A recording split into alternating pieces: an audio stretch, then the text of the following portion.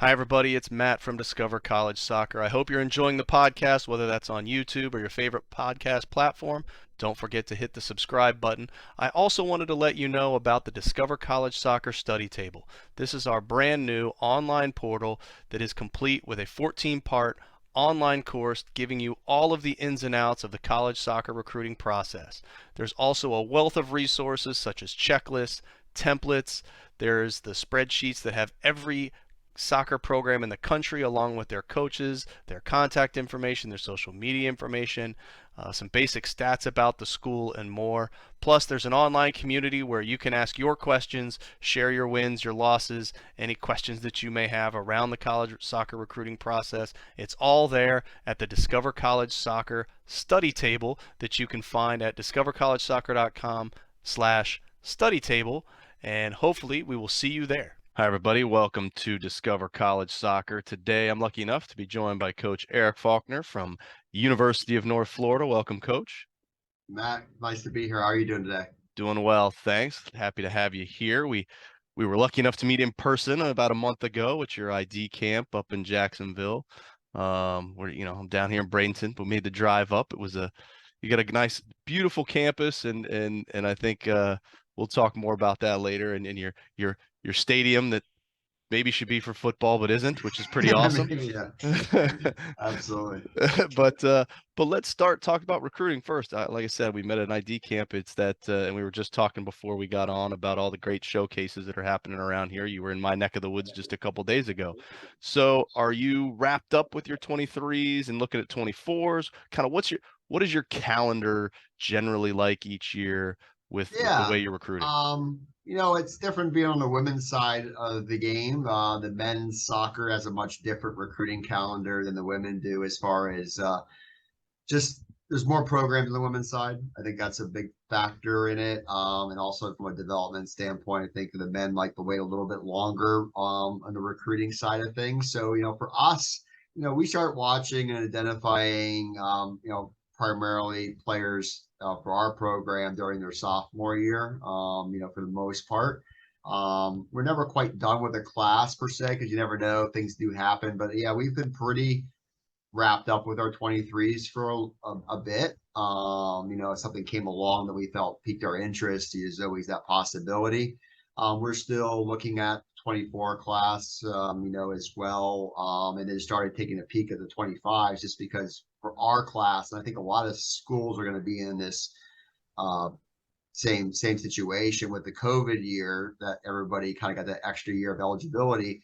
I think that there are going to be a lot of graduating players in 24. So that'll be the rising juniors that would be just came in and would play their 4 seasons.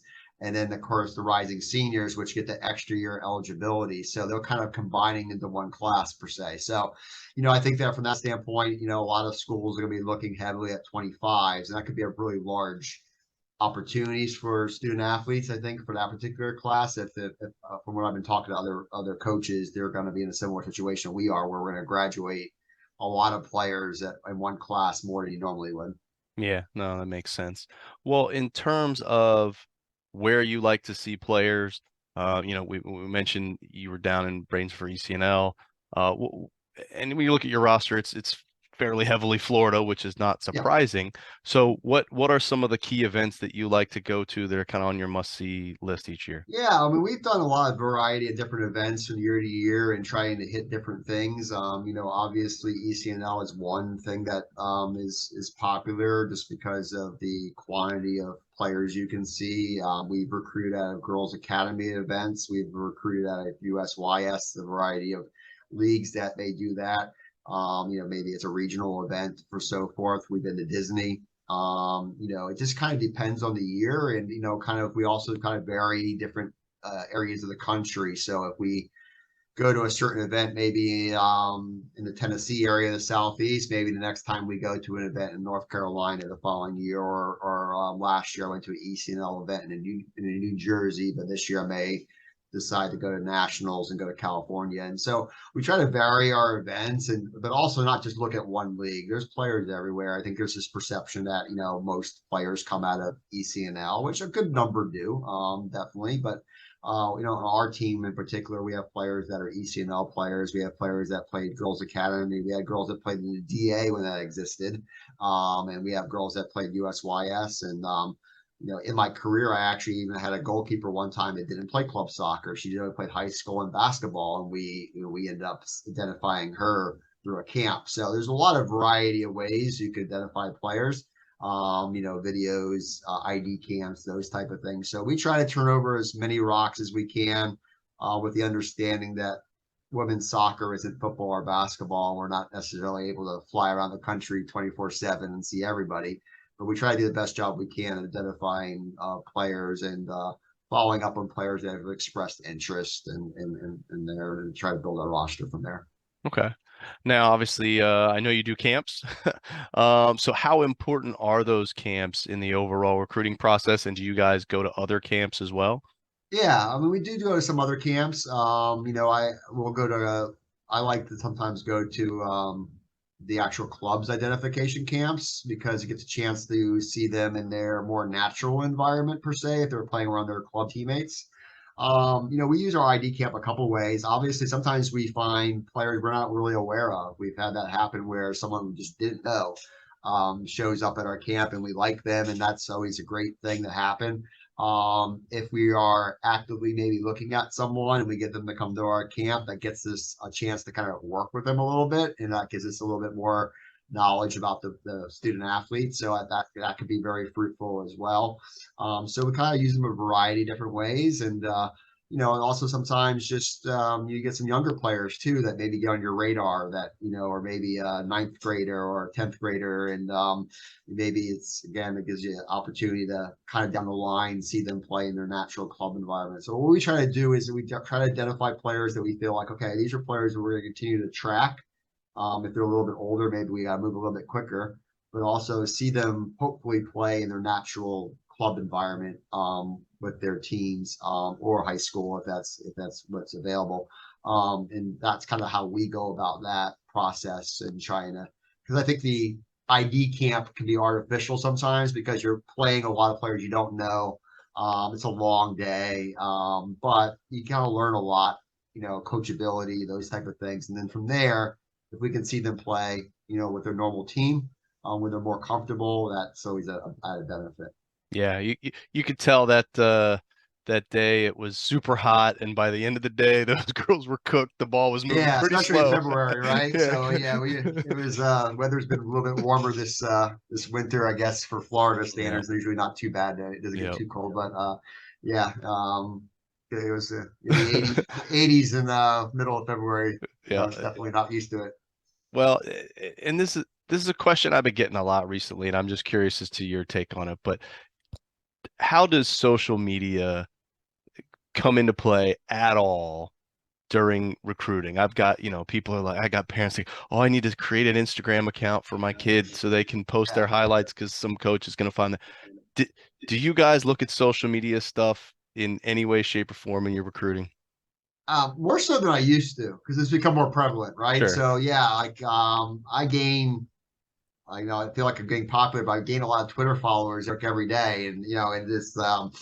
But it is interesting, especially if someone you're interested in, maybe just kind of tracking them a little bit because you learn a little bit about, hey, I won a district championship in high school this week, and things you may just know about them as they're kind of going through that process. So I think the big thing that you see like Instagram, just soccer accounts, so the player will put their highlights up there.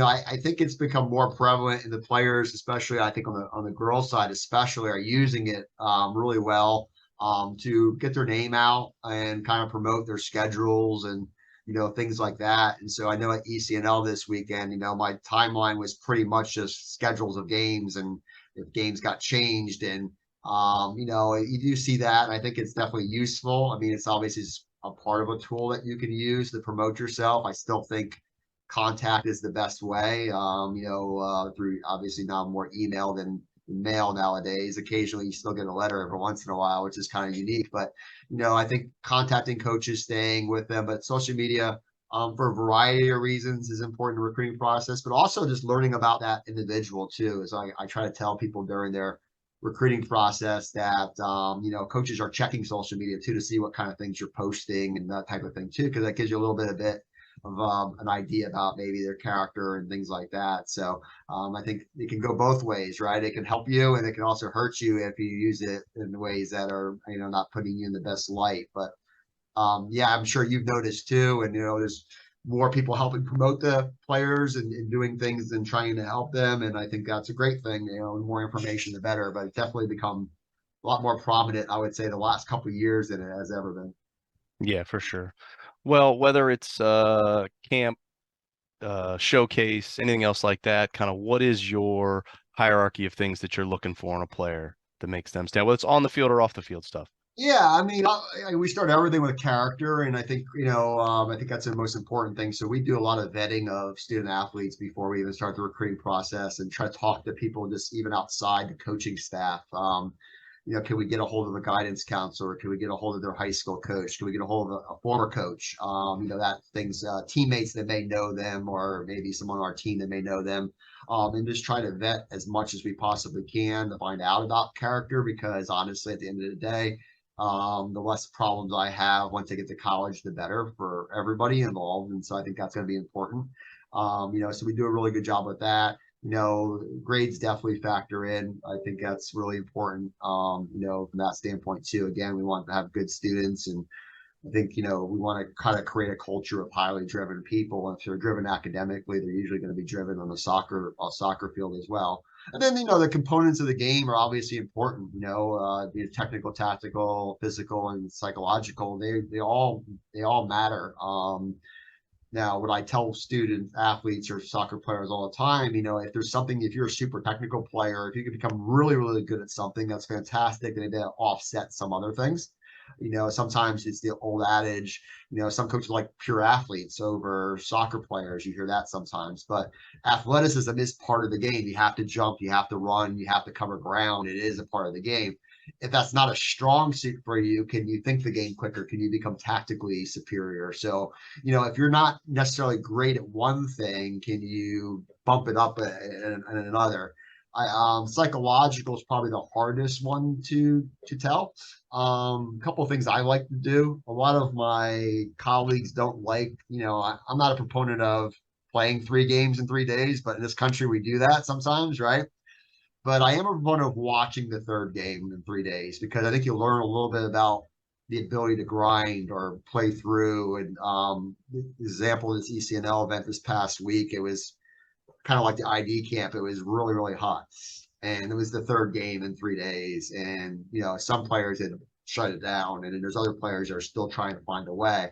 Tells you maybe a little bit about them. And then I like high school games for the reason that I can learn a lot about leadership skills. Like if they're, how are they with their teammates? Because they may take a more prominent role maybe with their high school team. And how are they a captain? Are they a leader? How do they interact with the coaches, the officials, your teammates? Your teammates look to them.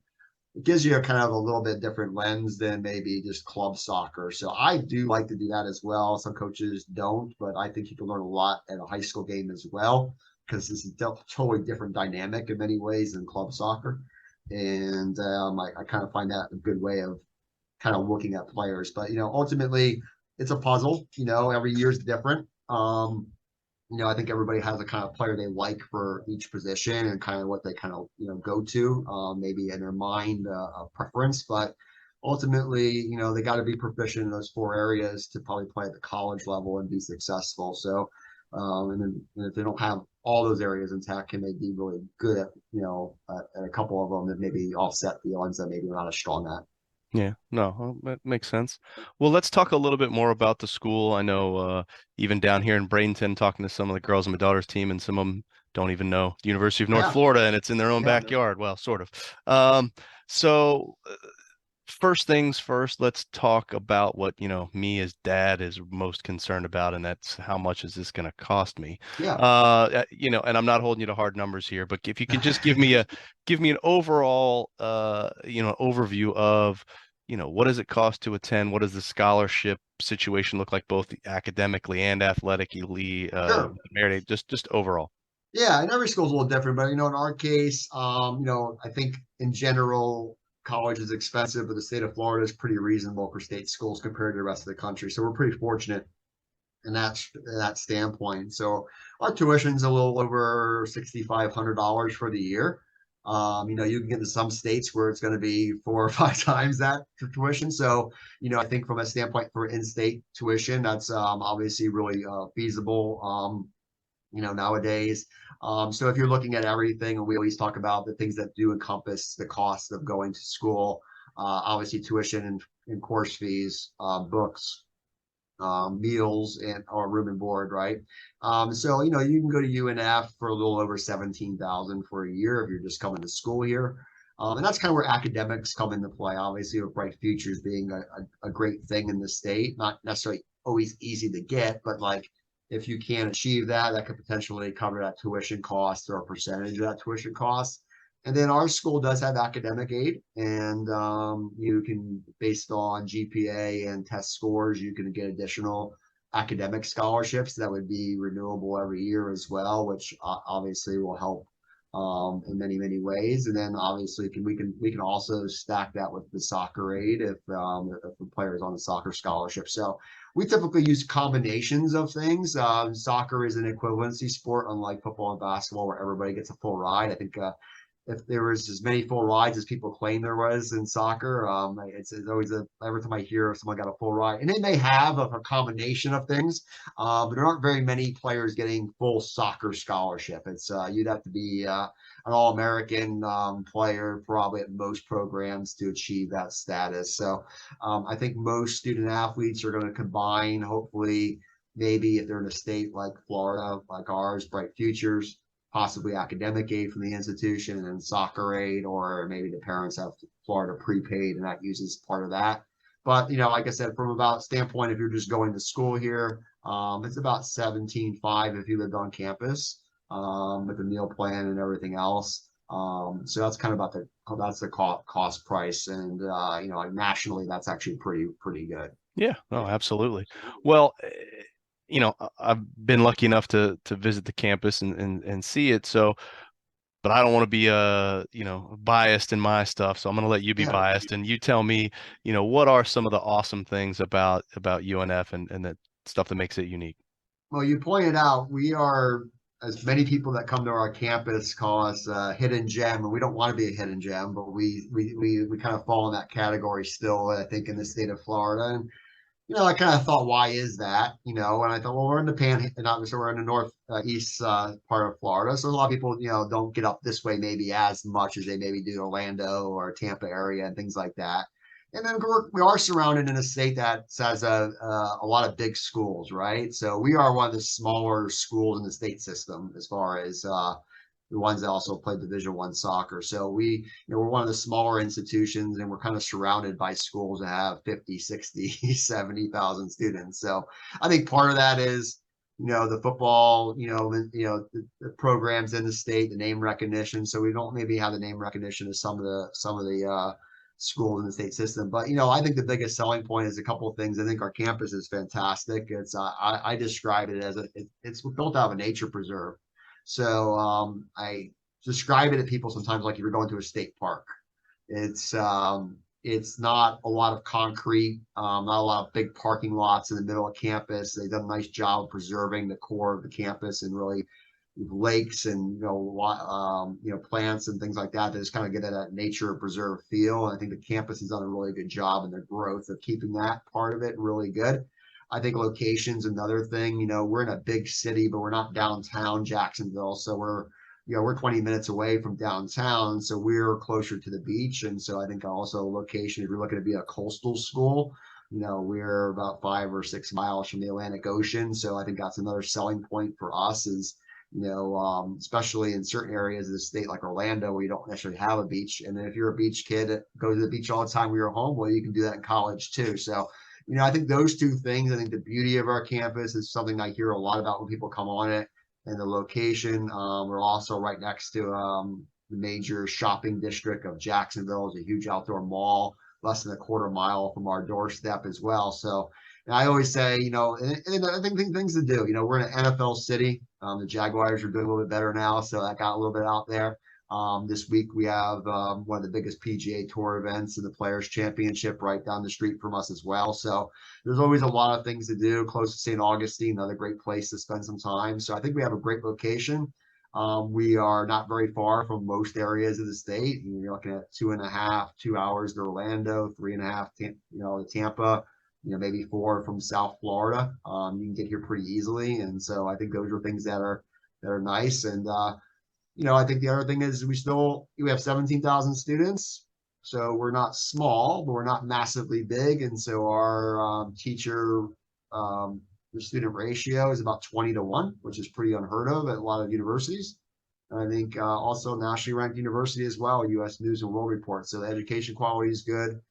There's a lot of pluses, yeah, and I agree with you. We're kind of a lot of people haven't heard about it, but once they come and see it or they find out a little bit more, I think that really they're pretty impressed by the institution, and it's continuing to grow. And our housing is at 100% capacity the last couple of years. We've had the 2 largest freshman classes in the history of the school, so got some good issues to solve here moving forward with growth. But Yeah. it's a good place. No, that is good. Good problems to have.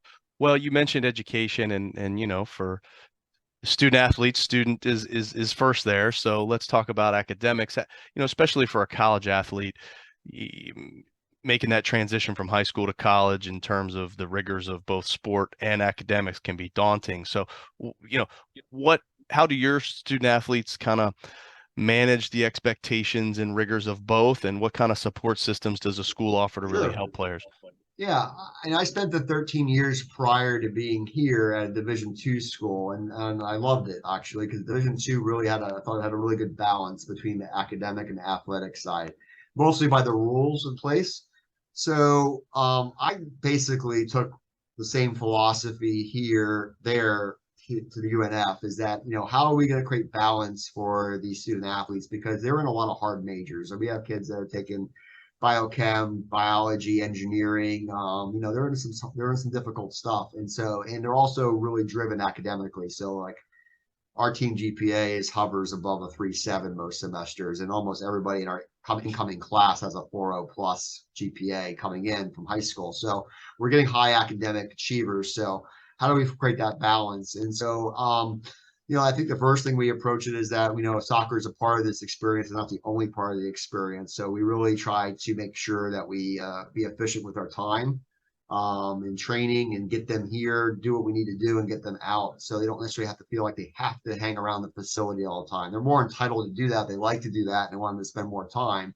But I also know they have a lot of academic things to do. So we really try to be really efficient in everything that we do as far as even game scheduling and what times we leave so we can keep them in class as much as we possibly can so they can be the best possible students that they can. Support system is more than I ever had because I started at my first 6 years at NAIA school when I was the support system there. And I was at Division II school where we had a little bit more support, but here, we have a lot more people involved at the Division I level. So we have someone that's specifically assigned to our team that works and helps them with their academics, helps them with getting study halls organized, tracking grades, being proactive with their grades just in case someone has some issues, meeting with them and mentoring them in addition to what we do. And I think that part has been really, really good. I think being a smaller D1 like we are actually creates more of a family feel than maybe some bigger schools do. And I think that's helpful as well, where the people that are working with our student athletes, from our compliance, from our athletic director, from people in our academics area, we really know who they are. And I think that really helps as well. I think the thing that I do, and because my background being from a smaller school, is I'm pretty hands-on the academic side. Like I'm pretty good at recognizing when someone maybe starts to struggle. Most times it's freshmen who have done really well academically take a class and maybe for the first time in their life, maybe struggled a little bit and they don't know what to do and they don't want to say anything because they don't know what to do, right? And so we try to be really proactive and recognizing those things. And because I think we do that, because we're a smaller institution where the class structure is a little bit smaller, the instructors really know you.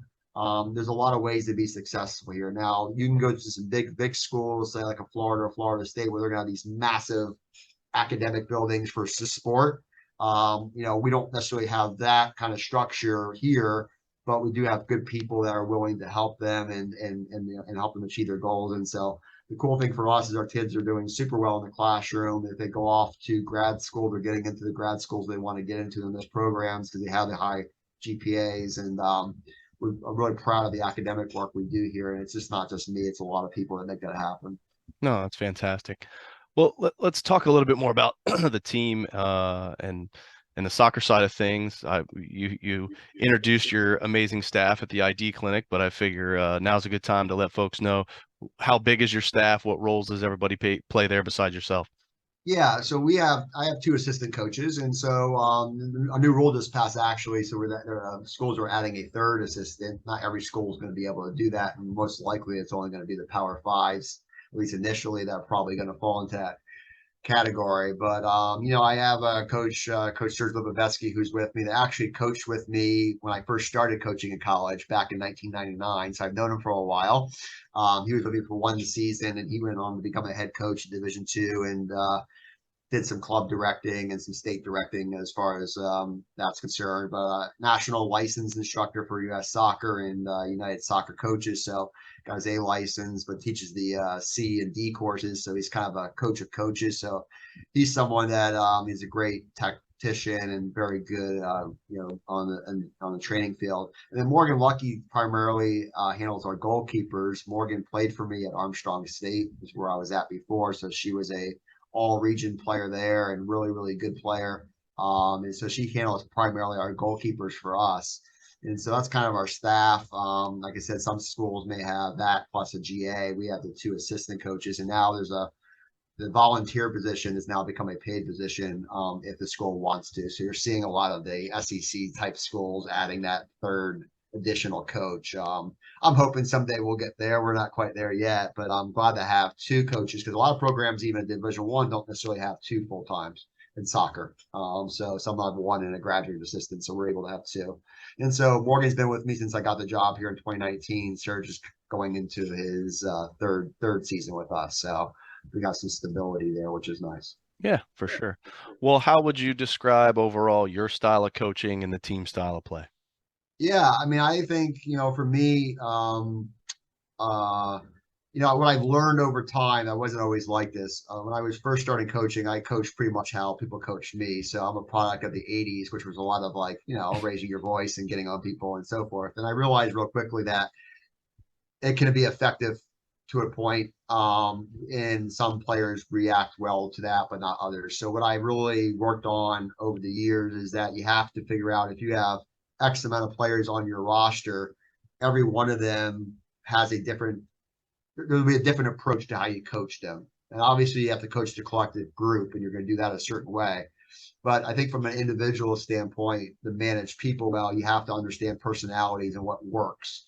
So there are players on our team that want me to get on them. That motivates them. And so I will get on them. And there are players on my team where I have to, kind of come out of it a much different way and explain or, induce thinking from them or whatever it may be. And so you just have to manage everybody different. I think that's where a lot of younger coaches kind of maybe fail a little bit. They kind of just treat everybody the same and coach everybody the same. And I don't think that's effective management, but I didn't always know that. It took a while for me to get to that point to be able to do it. And now I think that's one of my strong suits is just really knowing how to manage different people.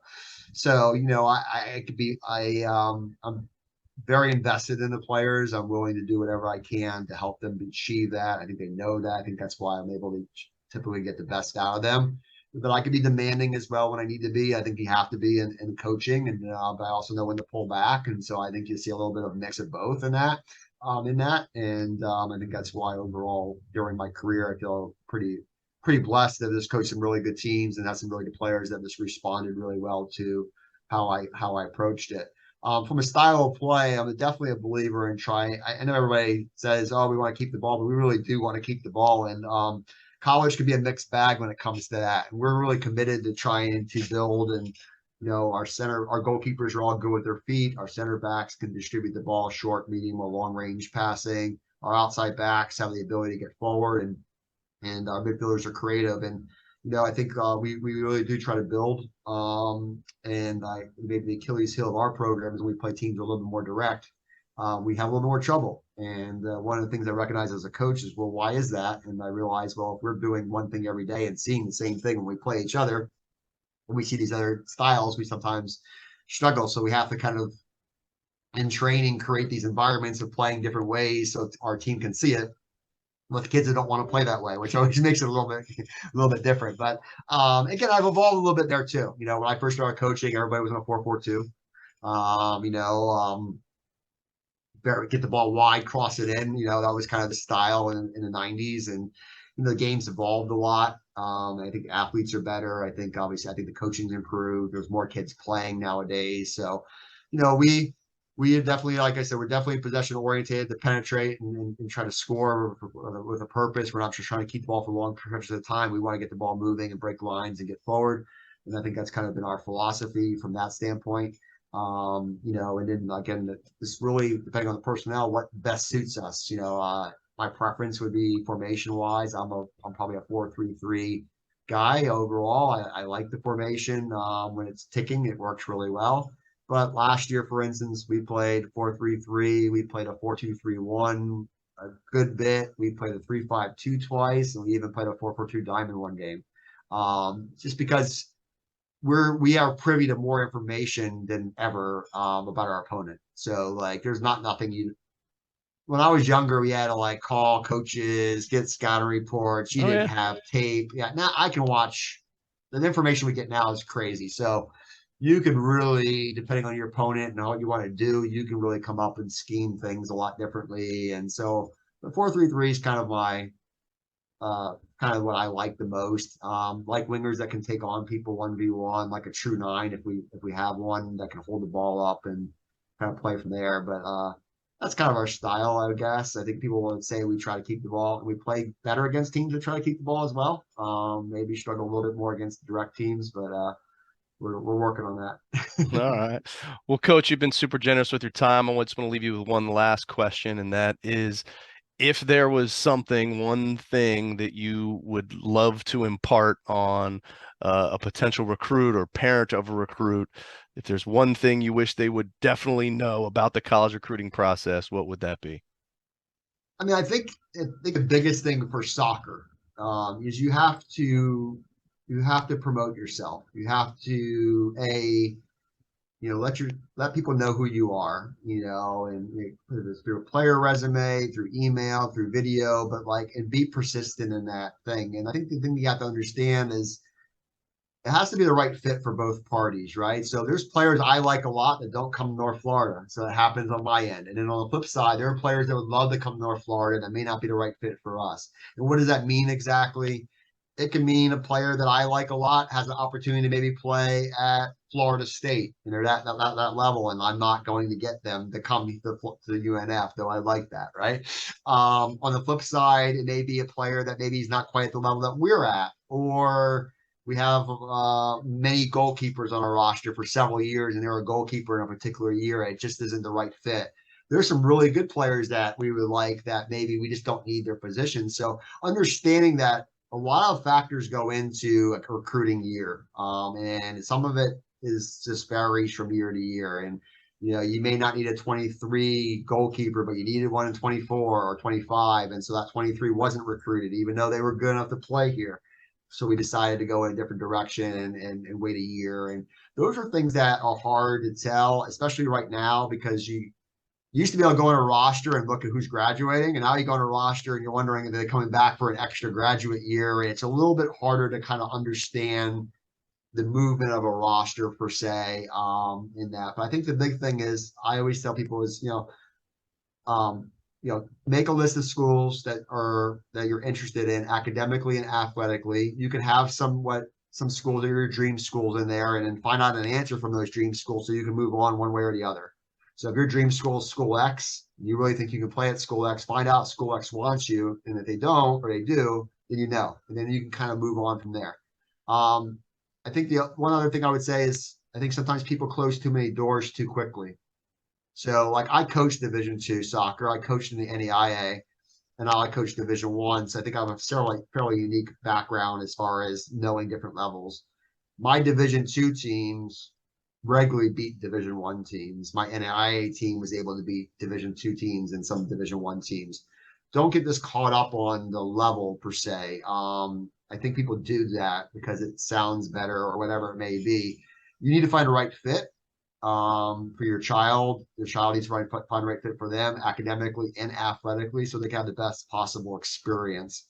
The transfer portal's full of a lot of players right now that maybe rushed the process, went for the big splashy name, got there and realized they were player 28 on the roster and was never going to see the field or whatever it may be. Is just trying to find that right fit. But you got to promote yourself. You got to get seen. You got to do the things, let coaches know where you're playing, when you're playing, what number you are. And obviously, you and I spoke about this already. The most important thing is you got to be a good student. I think that's really important. So soccer's great. You got to work on your game, but you got to obviously do the work in the classroom and be well rounded from that stretch. But recruiting processes, you're doing a great job getting information out because a lot of people just don't know, how it works. And yeah, it's not football and basketball. There aren't 85 full scholarships. There aren't a bunch of coaches flying around watching every game on helicopters, the high school games. It's not, they're not rating, there's not a lot of, some rating systems out there now, but they're not overly accurate in soccer where football, you got 5 and 4 stars and things like that. You gotta promote yourself in this sport. And if you do that, you'll find a good home and have a good career and get your education and hopefully continue playing the game that you love. Great advice, Coach. Well, hey, you've been generous with your time. Really thank you for joining us. Wish you the best of luck, and hopefully I'll see you around the fields in Bradenton here in the not too distant future. All right. Absolutely, Matt. Thank you so much for having me. Thank you.